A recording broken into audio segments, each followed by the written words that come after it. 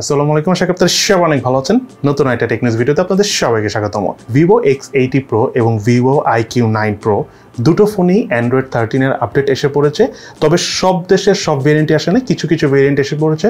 So আপনারা চাইলে install করতে পারেন। বাট তার আগে আরেকটা বিষয় আছে, মানে আমরা অন্য আরেকটা নিউজ থেকে জানতে পেরেছি যে রিসেন্টলি Android 13 এর যে আপডেটটা এসেছে, এই 13 আপডেট আসার পর গুগলের কিছু ফোন রয়েছে, পিক্সেল 4a, পিক্সেল 6 সিরিজের ফোন, এসব ফোনগুলো আপডেট করার পর চার্জিংটা ঠিকমতো হচ্ছে না।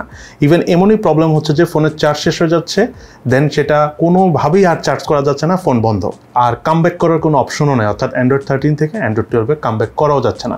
আর একটা বিষয় আপনাদেরকে বলে রাখি, Android 13 এখনও ফুল ভার্সন বা স্টেবল ভার্সন কোনোটাই বের হয়নি। এটা হলো বেটা ভার্সন, আর বেটা ভার্সনে টুকটাক প্রবলেম থাকবে। এটা 4-5 মাস 6 মাস বিভিন্ন রকম প্রবলেম আসবে, সলভ আউট করে আলটিমেটলি এটা ফাইনাল ভার্সন এবং স্টেবল ভার্সন আসবে।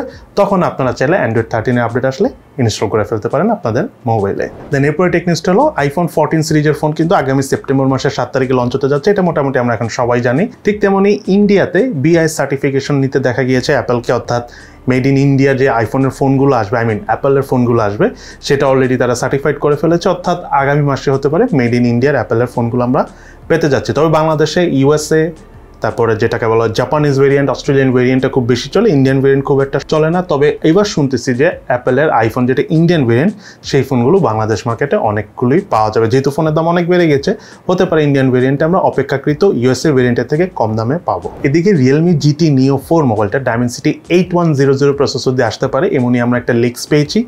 এক্স্যাক্ট কোন ডেটে আসবে সেটা আমরা জানি না, তবে যতদূর আমার পার্সোনালি মনে হচ্ছে এই মাসে আসবে না, আগামী সেপ্টেম্বর মাসের শেষের দিকে অথবা অক্টোবর মাসে Realme GT Neo 4 আসতে যাচ্ছে। যদিও বাংলাদেশ মার্কেটে Realme GT Neo 2 এর পর আর কোনো ফোন আসেনি এই GT সিরিজের। দেখা যাক, যদি GT Neo 4টা আসে ভালোই লাগবে। দেন এরপরে টেকনিক্সটা হলো Redmi Note 11 SE। আমি জানি না এটা স্পিড এডিশন নাকি সুপার এডিশন। ডিসপ্লেটা হবে 6.43 ইঞ্চি সাইজের, অর্থাৎ ডিসপ্লেটা একটু ছোট। আর configuration overall Redmi Note 11 Pro 5G'র মতো, যদিও ক্যামেরাটা 64 মেগাপিক্সেলের।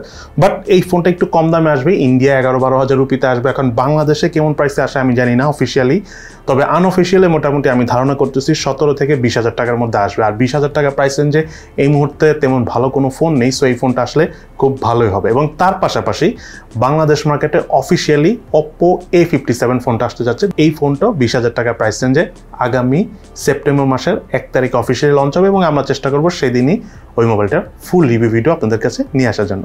সো এই হলো আমাদের আজকের ভিডিও। সবাই ভালো থাকেন, সুস্থ থাকেন, ইনশাল্লাহ দেখা হবে ফিউচারে।